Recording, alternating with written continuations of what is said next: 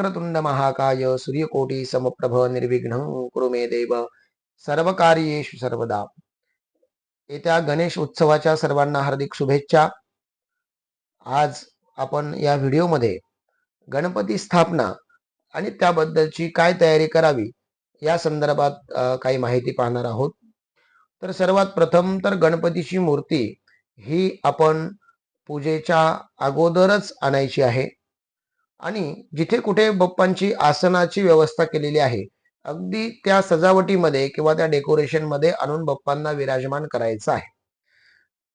ते करत असताना बाप्पांच्या मूर्तीच्या खाली त्या पाटावरती फक्त लाल वस्त्र आपल्याला अंतरायचं आहे.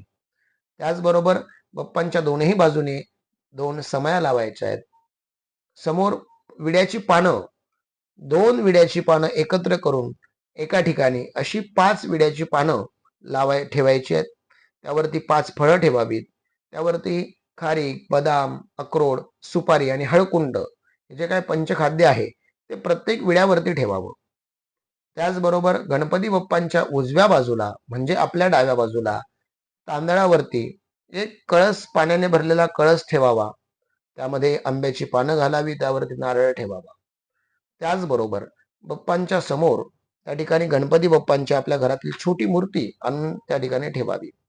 पळी, पेला, ताम्हण, तांब्या, पंचामृत, समयांमध्ये तेल, वाती, अगरबत्ती स्टँड, एक तुपाची निरांजन आणि नैवेद्याचे मोदक या गोष्टी आपण तयार करून ठेवाव्यात, जेणेकरून गुरुजी आल्यानंतर त्यांना कुठलाही वेळ होणार नाही. अवश्य करा आणि गुरुजींच्या पूजेचा लाभ